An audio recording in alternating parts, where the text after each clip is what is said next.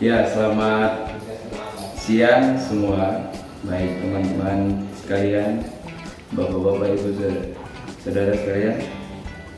Perkenalkan, nama saya Yoel Armando Sitanggang.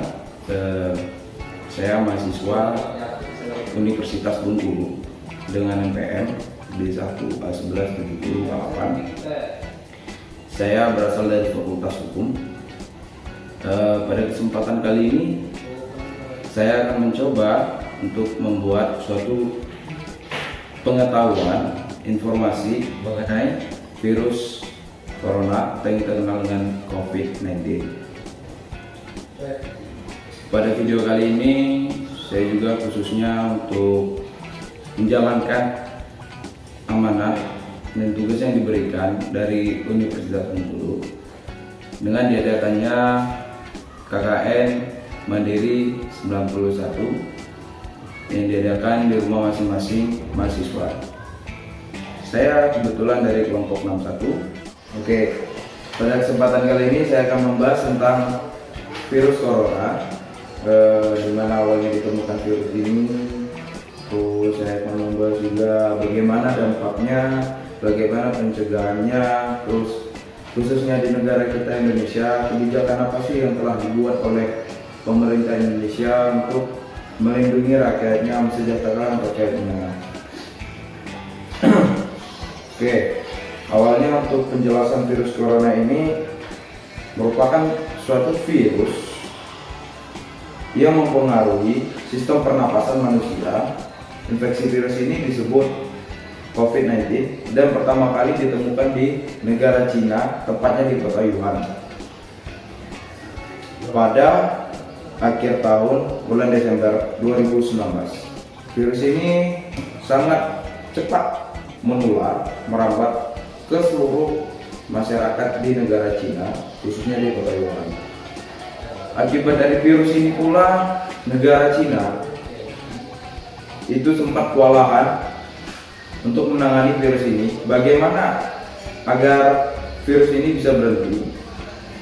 Bagaimana pencegahan virus ini? Bagaimana penanganan virus ini? Negara Cina sendiri sempat kewalahan mencari segala macam cara, berdiskusi dengan WHO yang merupakan organisasi kesehatan dunia. WHO juga mengatakan kalau virus ini datang dari hewan. Namun Cina sendiri mencari cara bagaimana supaya semua tenaga medis di Cina, baik juga dari kebijakan pemerintah di Cina, bisa bekerja sama untuk menangani virus ini. Awalnya pemerintah negara Cina ini menetapkan untuk lockdown, menutup segala akses masuk baik keluarnya aktivitas di negara ini, supaya agar negara lain tidak ikut tercemar. Saya tidak tahu seberapa rinci untuk negara Cina menangani virus corona ini, cuman gambarannya bahwa Cina ini merupakan suatu negara yang bisa diajukan jempol karena sangat cepat untuk penanganannya, mengambil kebijakannya, khususnya menutup segala akses dari negara ini untuk keluar dan masuk agar negara lain tidak terikut tercemar. Oke, saya akan masuk pembahasan kepada virus corona yang telah terjadi di negara kita. Di negara kita sendiri, menurut pakar epidemiologi Universitas Indonesia, Bapak Pandu Riono, virus corona ini tersebar pada awal tahun atau bulan Januari.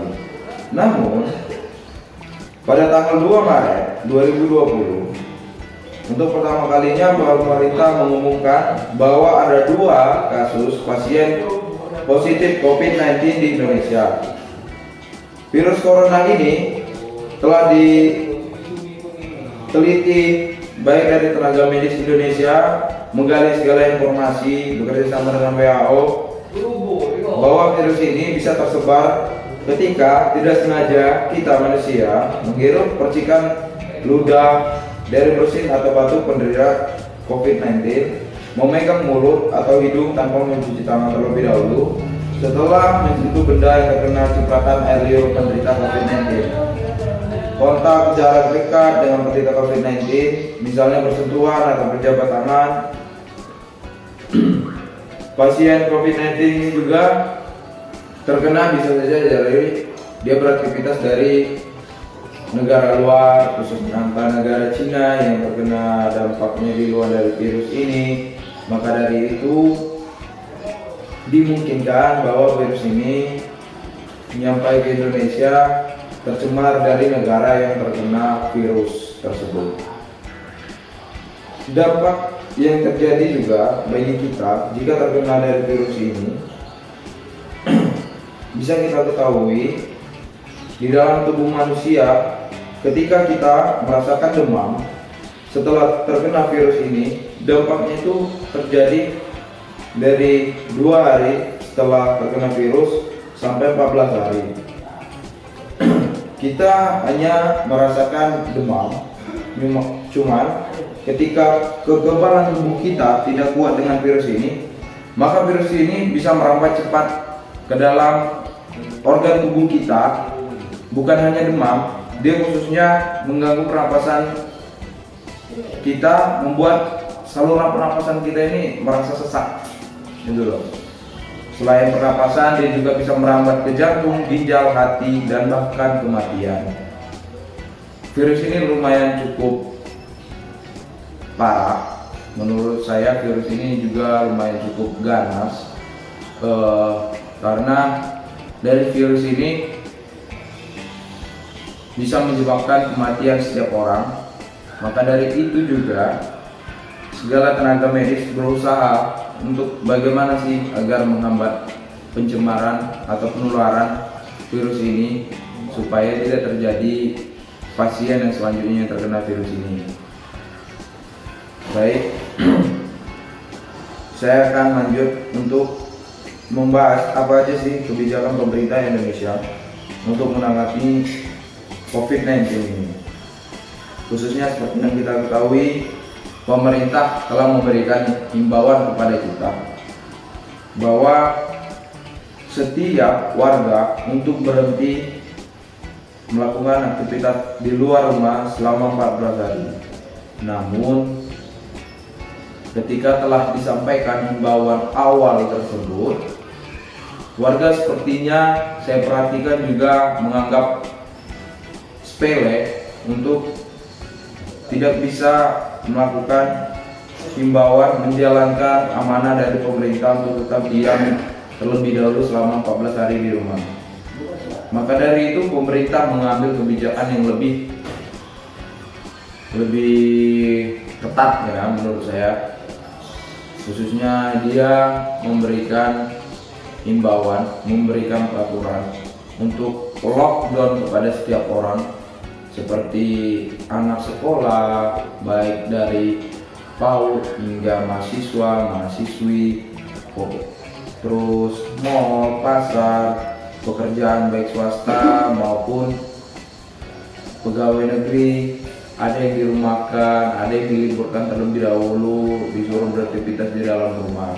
Walaupun kebijakan pemerintah ini membuat pro kontra terhadap setiap orang, namun tidak lain pemerintah hanya ingin agar virus ini tidak lanjut tersebar ke setiap orang dan jatuh lagi pasien yang terbaru.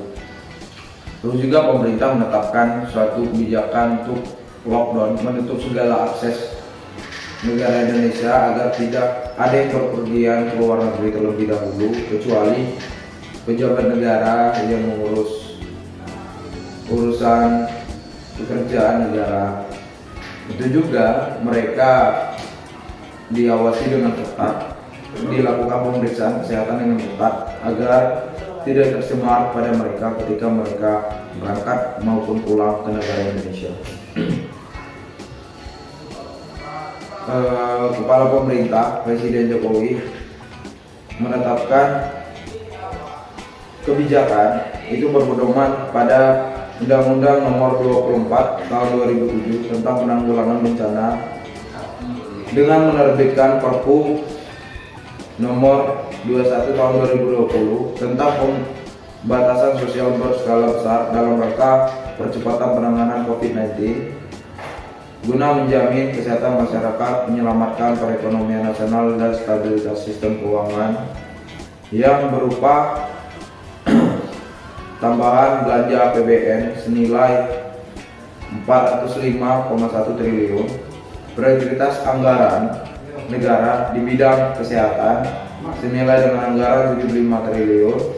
Lalu pemerintah juga memberikan sejumlah insentif kepada stimulus ekonomi untuk para pelaku UMKM dan dunia usaha, prioritas di bidang non fiskal untuk menjamin ketersediaan barang yang sangat dibutuhkan, termasuk bahan baku industri. Lalu pemerintah juga menetapkan revisi terhadap batas maksimal defisit APBN menjadi di atas 3%. Relaksasi batas maksimal defisit APBN ini diberlakukan pada tahun 2020, 2021, dan 2022. Lalu kebijakan moneter bersama Bank Indonesia dan OJK, Otoritas Jasa Keuangan, berupaya untuk mengoptimalkan iuran kebijakan moneter dan sektor keuangan untuk memberikan daya dukung dan menjamin stabilitas perekonomian nasional. Yang saya sampaikan ini beberapa kebijakan pemerintah mengenai dilihat dari aspek ekonomi, karena memang benar aspek ekonomi selama masa pandemi ini, lockdown, menangani COVID-19 ini membutuhkan biaya yang sangat besar untuk negara Indonesia. Maka dari itu khususnya APBN itu kebanyakan dialihkan ke tenaga medis untuk melakukan penanganan kepada setiap masyarakat yang terkena virus corona agar bisa mengobati dan bisa sembuh kembali untuk melanjutkan aktivitas yang seperti biasanya. Terus juga tenaga medis melakukan segala upaya seperti penyiraman cairan disinfektan, pemberian imbauan untuk menggunakan hand sanitizer, segala pengobatan yang berhubungan dengan tenaga medis. APBN ini disalurkan kepada seluruh tenaga medis agar melakukan mengupayakan secara optimal penanganan COVID-19 ini.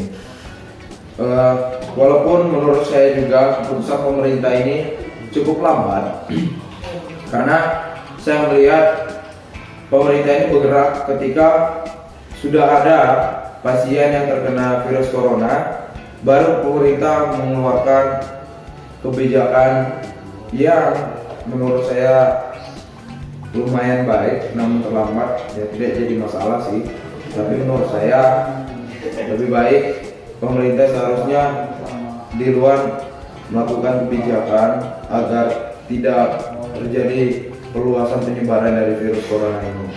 Khususnya juga bisa kita lihat ada orang yang sangat berkomentar kepada pemerintah bahwa sangat prihatin untuk menutup segala akses negara Indonesia untuk melakukan tetap lockdown pada negara ini. Itu pemerintah melakukan dengan sangat lambat. Makanya dari itu khususnya masyarakat yang ada di media sosial juga, mereka sangat mengecewakan kebijakan pemerintah itu sungguh sangat lambat. Tapi tidak apa-apa, dari kita sendiri untuk membantu kinerja dari tenaga medis baik juga pemerintah untuk kita berdiam diri di rumah, melakukan aktivitas di rumah selama masa pandemi ini, selama masa lockdown negara ini, agar kita bisa menutup segala aspek pencemaran dari virus corona ini. Semoga kita berhasil untuk melakukan dan melawan segala upaya untuk menghancurkan virus corona ini. Khususnya juga dari saya pribadi untuk melakukan kegiatan selama masa lockdown ini, masa pandemi ini, beraktivitas di rumah, kuliah online melalui daring, berdiskusi bersama dosen, diupayakan selalu untuk beroptimal melakukan aktivitas kuliah, pembelajaran yang diberikan dari dosen. Saya himbau juga kepada teman-teman sekalian, Bapak Ibu sekalian yang ada di media sosial. Saya mewakili dari Universitas Bengkulu memberikan sekali lagi himbauan apabila di masa pandemi ini, jika memang genting untuk melakukan aktivitas di luar rumah tidak jadi masalah, tapi upayakanlah untuk mengikuti protokol yang telah diberikan pemerintah seperti penggunaan masker, membawa hand sanitizer, karena dari kita sendiri untuk melanjutkan aktivitas yang di luar rumah kita harus beretikat baik agar virus corona ini bisa hilang dari negara kita. Terus juga di rumah kita tetap menjaga kebersihan, melakukan aktivitas yang baik seperti berolahraga, menjaga kebersihan lingkungan, memberikan teguran kepada tetangga kita apabila mereka kita lihat tidak melakukan aktivitas yang positif, misalnya membersihkan lingkungan, tidak membersihkan lingkungan, misalnya mereka hanya tidur makan itu juga salah. Kita beraktivitas di rumah, carilah aktivitas yang positif. Sekian dari saya untuk video ini. Saya minta maaf apabila ada kata-kata yang kurang baik, kurang berkenan, kata-kata yang kurang pantas untuk diucapkan. Saya Yoel Armando, selaku mahasiswa Universitas Bengkulu, selaku pula mahasiswa yang mengikuti KKN Mandiri 91, mohon pamit undur diri. Selamat siang, selamat berjuang, tetap di rumah aja, kita sama-sama melawan masa pandemi ini. Terima kasih.